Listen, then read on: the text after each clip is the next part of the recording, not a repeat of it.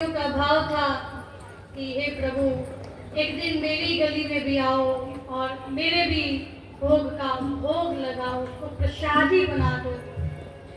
गोपियों को माखन चोरी की लीला बहुत अच्छी लगती थी और भगवान भी उनको प्रसन्न करने के लिए, उनको खुश करने के लिए माखन चोरी की लीला करते थे। एक बार यशोदा मैया के साथ उनके लल्ला श्री कृष्ण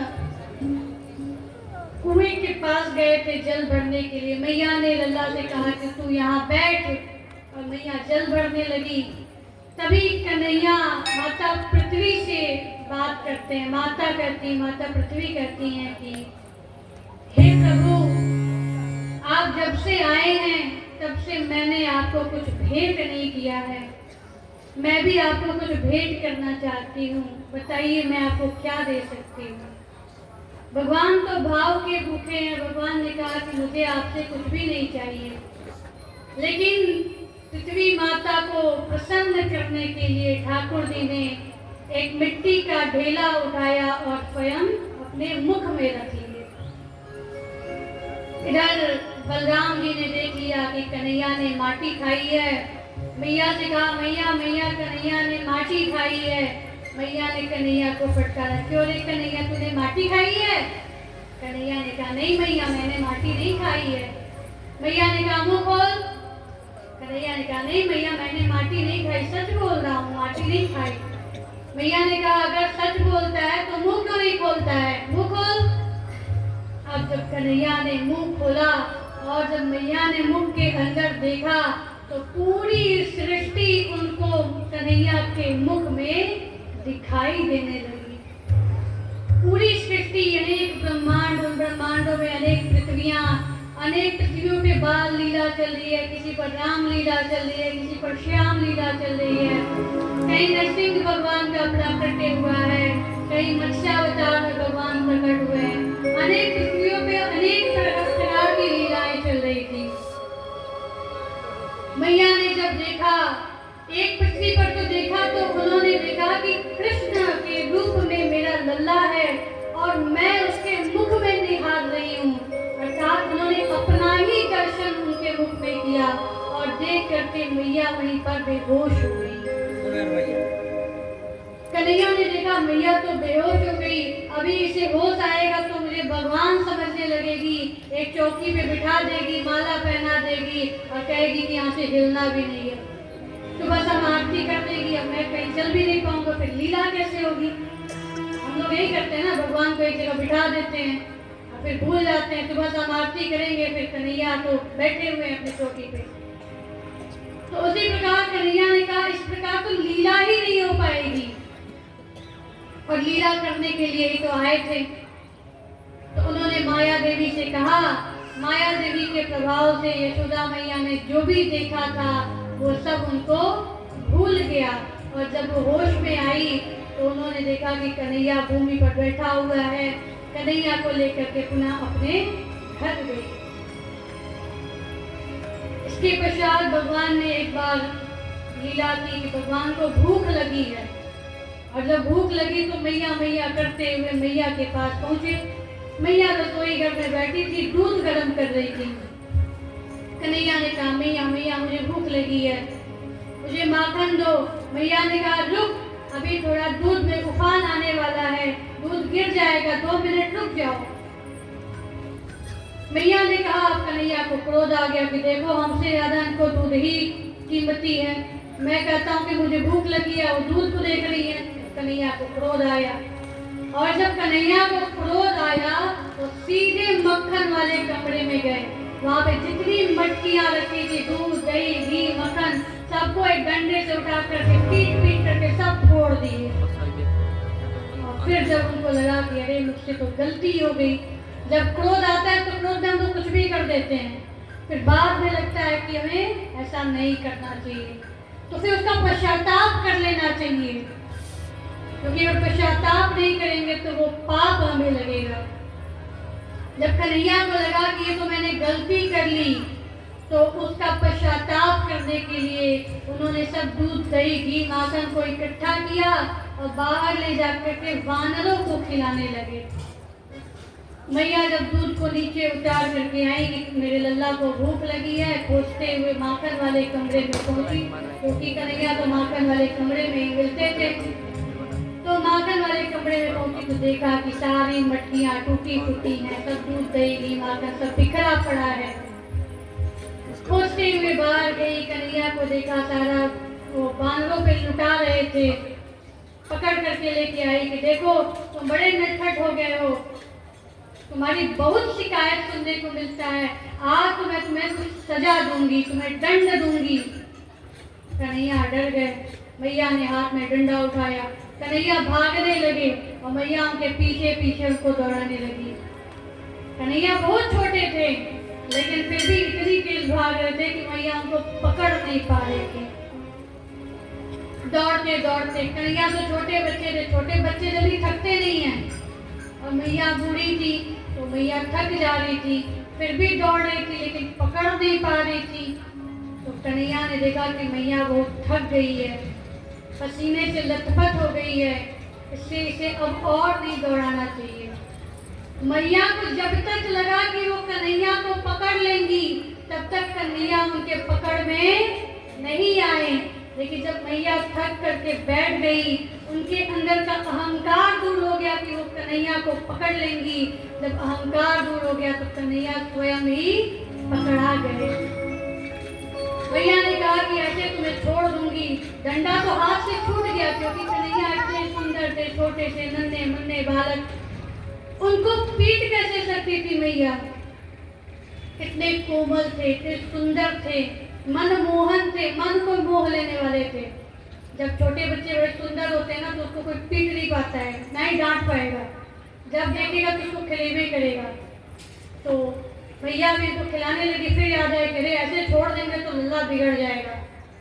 छोटे बच्चे अगर छोटी सी गलती करें तो उनको समझाना चाहिए, अगर उस समय नहीं समझाएंगे तो बड़े होकर के बड़ी बड़ी गलतियां करेंगे। भैया ने कहा अभी समझाने का समय, बाद में नहीं समझेगा, कितना भी समझाएंगे तो नहीं समझेगा। इसलिए भैया ने कहा कि मार तो सकते नहीं है, इसको बांध देते हैं। तो ऊखल रखा हुआ था, ऊखल को लेकर के आई, बड़ा सा ऊखल था, ऊखल तो सब लोग जानते ही होंगे, उसमें अनाज कूट करके बनाया जाता है। उसी से बांधने के लिए फिर गई, रस्सी लेकर के आई, कन्हैया को वहां खड़ा किया, और जब ऊखल से बांधने लगी तो बांधने के लिए एक बार रस्सी को घुमा करके लाई, गांठ लगाना चाहती थी, लेकिन रस्सी 2 अंगुली छोटी पड़ गई। फिर भैया गई, रस्सी खोज करके ले आई, उसमें गांठ लगाया, रस्सी को बढ़ा दिया। फिर जब गांठ लगाने गई, उसको बांधने गई तो फिर रस्सी 2 अंगुली छोटी पड़ गई। पूरे घर में खोज करके सारी रस्सी को लेकर के आई, एक दूसरे में गांठ बना करके खूब बड़ी सी रस्सी तैयार की। उसके बाद भी जब कन्हैया को बांधने लगी तो बार बार वो रस्सी 2 अंगुली छोटी पड़ जा रही थी, क्योंकि उनके अंदर अहंकार था कि वो कन्हैया को बांध लेंगी। और जब तक हमारे अंदर अहंकार रहता है भगवान नहीं बंध सकते हैं। तो मैया के अंदर जो अहंकार दूर हो गया, वो थक गई, थक के चूर चूर हो गई, पसीने से लथपथ हो गई, बैठ गई भूमि पर। तब कन्हैया ने कहा मैया तो बहुत थक गई है। तो उसके बाद कन्हैया स्वयं ही उस रस्सी से उस बंधन में बंध गए, जिस बंधन में मैया बांधना चाहती थी। इसलिए कहते हैं कि जब कन्हैया को बांधना हो, भगवान को बांधना हो तो भाव से बांधिए। भगवान तो भक्त के वश में है, भगत के वश में है भगवान। तो जब भाव से बांधने का प्रयास करें, भगवान आपके बंधन में स्वयं ही बंध जाएंगे। बोलिए भक्त वत्सल भगवान की जय। मैया ने ऊखल से कन्हैया को बांध दिया और स्वयं चली गई रसोई में घर का काम धंधा करने के लिए। ऊखल आंगन के बीचों बीच था, सामने ही दरवाजा था जिससे बाहर आते जाते थे। तो भगवान श्री कृष्ण ने देखा बाहर, तो बाहर 2 वृक्ष खड़े थे जो बहुत पुराने थे, सैकड़ों वर्ष पुराने वृक्ष थे। और जब कन्हैया ने देखा तो देखा कि वो वृक्ष जो है वो कोई साधारण वो दोनों यमलार्जुन वृक्ष थे जो कि नारद ऋषि के श्राप से वृक्ष बने हुए थे। कुबेर जी के दो पुत्र थे जिनका नाम था नल और कुबर। वो दोनों एक बार संत का अपमान किए। नारद जी ने श्राप दिया कि जाओ, तुम लोग जड़वत हो गए हो, नंग धड़न खड़े हो, तुम्हें तो संत का सम्मान करने भी नहीं आता है, संत को देख करके तुमने वस्त्र भी नहीं धारण किया, इसलिए जाओ, तुम लोग सदैव ऐसे ही खड़े रहोगे, तुम लोग जड़वत हो जाओगे, हिल डुल नहीं सकोगे अपने स्थान से। तो वही नल और कुबर वृक्ष के रूप में वहां खड़े थे सैकड़ों वर्ष से। उसी वृक्ष को यमलार्जुन वृक्ष कहा जाता था। उन दोनों ने नारद जी से जब क्षमा मांगा तो नारद जी ने कहा कि जब भगवान श्री कृष्ण के रूप में आएंगे तो उनके हाथों से ही तुम्हारा उद्धार होगा, तुम्हारा कल्याण होगा। भगवान ने जब उन वृक्षों को देखा तो उन्हें याद आया कि इनको मुक्त करना है, तो वहां से चल पड़े। उखल से बंधे हुए थे, उखल वहीं पर गिर पड़ा और भगवान पैरों से चल रहे हैं, वो उखल लुढ़कते लुढ़कते आगे बढ़ रहा है। अब आगे आगे भगवान श्री कृष्ण छोटे छोटे नन्हे मुन्ने पैरों से आगे बढ़ रहे हैं, पीछे पीछे उखल डगरते हुए उनके पीछे पीछे जा रहा है। दोनों वृक्षों के बीच से भगवान श्री कृष्ण आगे बढ़ गए, क्योंकि वो बहुत छोटे से पतले दुबले पतले थे, इसलिए बीच से निकल गए। उखल बड़ा था इसलिए उखल निकल नहीं पा रहा था। भगवान ने थोड़ा सा बल लगाया और जो ही उन्होंने जोर से उखल को खींचा, दोनों वृक्ष तेज आवाज करते हुए गिर पड़े। इस प्रकार भगवान ने नल और कुबर का उद्धार किया, यमलार्जुन वृक्षों को मुक्त किया। सभी ने देखा कि दोनों वृक्ष जो सैकड़ों वर्ष पुराने हैं, आज अचानक वो दोनों गिर पड़े हैं। मैया ने कहा कि ये कैसे हो गया? जो छोटे छोटे ग्वाल बाल थे उन्होंने कहा कि अरे कन्हैया ने तो खींच करके गिराया है, क्योंकि उन्होंने देखा था कन्हैया को जाते हुए। लेकिन जिन्होंने नहीं देखा था उन्होंने कहा कि अरे तुम लोग बेवकूफी वाली बात करते हो, ये छोटा सा बच्चा, इसके खींचने से भला सैकड़ों वर्ष में विशाल बड़े बड़े जो वृक्ष है वो कैसे गिर सकते हैं? वो किसी के हिलाने पे भी नहीं हिलते थे, और वो छोटा सा बच्चा कैसे गिरा सकता है? मैया ने उनकी बातों पर विश्वास नहीं किया। इस प्रकार भगवान ने अनेकों का उद्धार किया। भगवान को जब बछिया चराने का अवसर मिला, पहले भगवान गैया चराने नहीं जाते थे, बछिया चराने, जो छोटी गाय होती है उनको बछिया कहते हैं, उनको चराने भगवान जाते थे। तो जब चराने जाते थे उसमें भी उन्होंने अनेक दुष्टों का संहार किया। उस समय भी अगासुर, बकासुर, वत्सासुर, अनेक असुर वहां पर आए रूप धारण कर करके, और उन सबका भगवान ने उद्धार किया। एक बार ब्रह्मा जी को वो हो गया, कृष्ण कन्हैया बैठ करके सभी ग्वाल बालों के साथ भोजन कर रहे थे, तो किसी में से कभी निकाल के खा लेते, कभी किसी में से निकाल के खा लेते। ब्रह्मा जी ने कहा कि ये कौन सा भगवान है, ये तो जूठन खा रहा है। ब्रह्मा जी ने कहा ये भगवान हो ही नहीं सकता। तो ब्रह्मा जी ने भगवान की परीक्षा ली, सभी ग्वाल बालों को चुरा कर ले गए, गैया को सब छिपा दिए। कन्हैया ने कहा कि ये सब कहाँ गए? अभी मैं जब शाम को घर लौटूंगा तो क्या उत्तर दूंगा कि मेरे सभी मित्र कहाँ गए, सभी गैया कहाँ गई, सब कहाँ चले गए? तो कन्हैया ने ही उन सबके रूप में रूप धारण किया, सबके रूप में प्रकट हो गए, और जिस प्रकार वो अपने घर जाते थे उसी प्रकार कन्हैया उस रूप में सबके घर पहुंचे। 1 साल बीत गया। जब ब्रह्मा जी का जो एक दिन होता है वो हमारा 1 वर्ष होता है, तो आधे दिन में वो ब्रह्मलोक पहुंचे थे, फिर आधे दिन में लौट करके आए थे। इस प्रकार 6 महीने में जाने में लगा और 6 महीने आने में लगा, पूरा 1 वर्ष बीत गया। आ करके देखे तो उतने रूप में उतनी गैया, उतने ग्वाल बाल सब यहाँ पे उपस्थित थे। ब्रह्मा जी ने हाथ जोड़ करके कन्हैया से क्षमा मांगा ला करके सभी को पहुंचाया। इधर जब भगवान अनेक रूप धारण किए हुए थे, भगवान ने अपने रूप को पुनः समेट लिया। इस प्रकार ब्रह्मा जी का मोह दूर हुआ। आगे धेनुकासुर का वध किया प्रभु ने। एक बार गैया चराने के लिए गए हुए थे, तो यमुना जी के तट पर जब पहुंचे तो वहां पे कुछ ग्वाल बालों ने यमुना जी का जल पी लिया, और जब यमुना जी का जल उन लोगों ने पिया तो फिर वहीं पर मूर्छित होकर के गिर पड़े, क्योंकि यमुना जी का जल उस समय विषैला हो गया था, दूषित हो गया था। क्यों दूषित हो गया था? क्योंकि उसमें काली नाग रह रहा था। उसके विष के कारण पूरा यमुना जी का जल ही दूषित हो गया था। तो उसको स्वच्छ करने के लिए भगवान लीला कर रहे थे। भगवान ने कहा कि ये सब मूर्छित कैसे हो गए। देखिए, जो यमुना जी का जल था इतना विषैला था कि विष के कारण वो खौलता रहता था, और जब जल खौलता है तो ऊपर भाप निकलती है। ऊपर से कोई पक्षी अगर जा रहा होता तो वो भी मूर्छित होकर के उसी जल में गिर जाता। जो कोई भी उस जल का सेवन करता वही मूर्छित होकर के गिर जाता, वही उसकी मृत्यु हो जाती। भगवान ने कहा ये तो बहुत गलत बात है भाई, यमुना जी का जल सभी के लिए है और ये काले नाग अकेले इसको विषैला करके रखा है।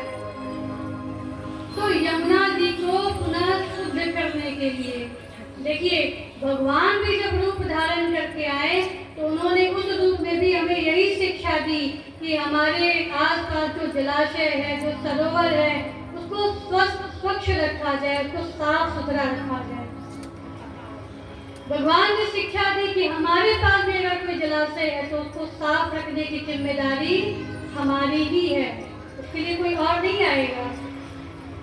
अभी हमारे बगल में हाथीकुंड पोखरा है, तो उसको साफ रखने की जिम्मेदारी किसकी है? हम सबकी है। उसमें कचरा न डालें, उसको साफ रखें, साफ सुथरा रखेंगे तो वो हमारे लिए ही कल्याणकारी होगा।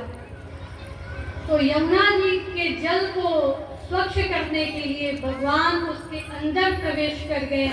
जब उन्होंने उस जल में छलांग लगाई तो तेज आवाज हुई। जब जल में कुछ भी ढेला भी फेंकते हैं आवाज आती है, उसी प्रकार से भगवान उस जल में प्रवेश किए तो जल से आवाज आई। काली नाग को पता चला कि जल में किसी ने प्रवेश कर लिया है, तो अंदर से काली नाग आ रहा है, ऊपर से भगवान श्री कृष्ण अंदर जा रहे हैं काली नाग को मारने के लिए। दोनों में युद्ध हुआ। काली नाग बड़ा क्रोधित था कि मेरे रहते हुए इस जल में कौन प्रवेश कर सकता है, लेकिन भगवान उसे मारने के लिए ही गए थे। दोनों में युद्ध हुआ। भगवान उसके फड़ों पर नृत्य करने लगे। काली नाग का एक फड़ नहीं था, सैकड़ों फड़ थे। सभी फलों पर बारी बारी करके प्रभु नृत्य कर रहे हैं, और जब उस पे प्रभु नृत्य कर रहे हैं फड़ों पे, तो वो अपने फड़ों से रक्त निकालने लगा, उगलने लगा। नाग पत्नियों ने प्रभु से निवेदन किया कि हे प्रभु, ये तो मेरे स्वामी हैं, ये हमारी रक्षा करते हैं। पत्नियां दयालु होती हैं, और पति पर अगर कोई संकट आ जाता है तो भगवान से प्रार्थना करती हैं। तो नाग पत्नियों ने प्रभु से निवेदन किया कि हे प्रभु, ये हमारे स्वामी हैं, आप इनकी रक्षा कीजिए। आप तो दया निधान हैं, कृपा निधान हैं, आप तो दीन दयाल हैं, आप तो दया करने वाले हैं।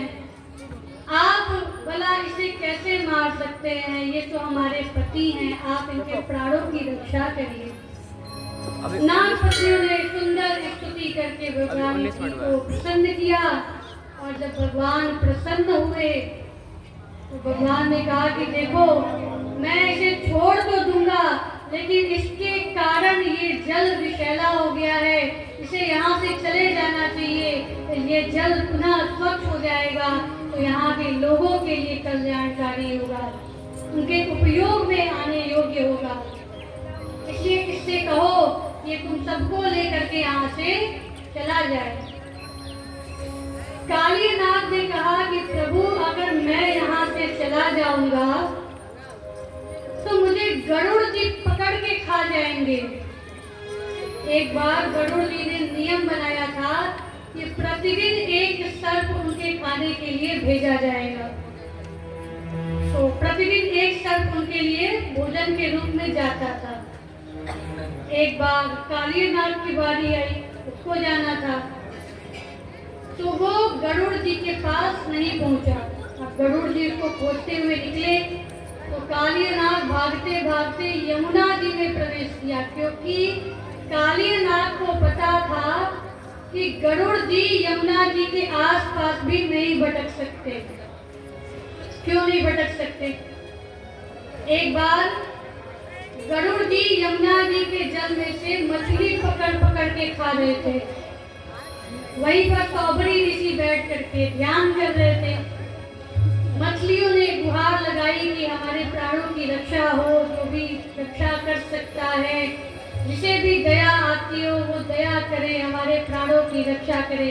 और गरुड़ जी न जाने कितनी मछलियों को एक साथ खा जाते थे। सौबरी ऋषि ने देखा और देखा तो कहा कि भाई गरुड़ अगर मछली खाता है तो एक मछली या दो मछली खाया करे, इतनी मछलियों को एक साथ खा जाता है। सौबरी ऋषि ने समझाया कि देखो, मछलियां अगर कष्ट पा रही हैं तो तुम्हें ऐसा नहीं करना चाहिए। इतनी सारी मछलियों को खा जा रहे हो, वो छटपटा रही है, चिल्ला रही है, गुहार लगा रही है, तुम्हें दया नहीं आती है? उसके बाद भी गरुड़ जी नहीं माने, लगातार मछली पकड़ पकड़ के खाए जा रहे थे। तब सौबरी ऋषि ने श्राप दिया कि आज के बाद तुम यहाँ यमुना जी के आसपास भी नहीं भटक सकोगे। तो जब सौबरी ऋषि ने श्राप दिया तो उसके बाद से गरुड़ जी वहां पर नहीं आया करते थे। ये अन्य सर्पों को ये बात पता नहीं थी, लेकिन कालीनाग को पता थी, इसलिए वो भागते हुए सीधे यमुना जी में आया। उसने प्रभु से कहा कि प्रभु, अगर मैं यहाँ से चला जाऊंगा तो मुझे गरुड़ जी पकड़ के खा जाएंगे, फिर मेरे प्राणों की रक्षा कैसे होगी? तब भगवान ने आश्वासन दिया कि देखो, तुम यहाँ से अपने स्थान पे चले जाओ, तुम्हें गरुड़ पकड़ के नहीं खाएंगे। तो कालीनाग रमणक द्वीप में रहता था। पुनः भगवान से आश्वासन पा करके वह अपने स्थान को, रमणक द्वीप को वापस लौट गया। आगे प्रभु ने प्रलंबासुर का उद्धार किया है, सभी ग्वालों को, ग्वाल बालों को, गोपियों को दावानल से बचाया। आगे वेणु गीत की चर्चा की गई है। भगवान जब वेणु बजाते थे तो गोपियों को अपनी ओर आकर्षित कर लेते थे, उनका ध्यान अपनी ओर आकर्षित कर लेते थे। भगवान की बंसी की ध्वनि सुन करके सबका मन उसी में लग जाता था। भगवान जब बंसी बजाते थे तो उनमें से ओमकार की ध्वनि निकलती थी, और जब ओमकार की ध्वनि निकलती तो सभी ध्यान मग्न हो जाते थे।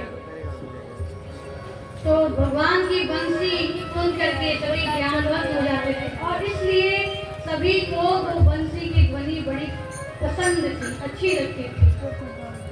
आज भी जब हम लोग वृंदावन जाते हैं तो हमें उसी बंसी की ध्वनि सुनाई देती है। जब जाएंगे एकांत में, कहीं अवसर मिले तो बैठ करके देखिएगा, कहीं भी एकांत में शांति से बैठ करके देखिएगा, वहाँ के जो वृक्ष हैं उसमें से बंसी की ध्वनि सुनाई देती है। लगता है भगवान आज भी बैठ करके बंसी बजा रहे हैं। चलिए, बड़ा सुंदर भजन है, भजन का आनंद लेते हुए ताली सेवा